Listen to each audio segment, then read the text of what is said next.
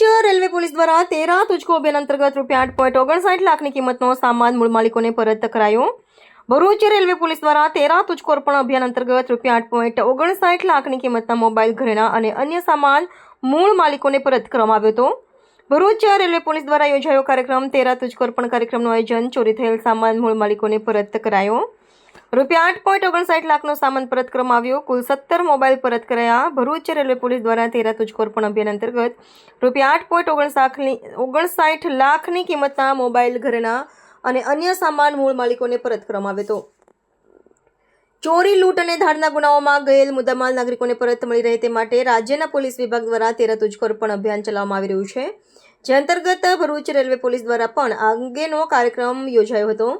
ટ્રેનમાં મુસાફરી દરમિયાન મુસાફરોના ચોરી થયેલા સામાન અને મોબાઈલ મૂળ માલિકોને પરત કરવામાં આવ્યા હતા.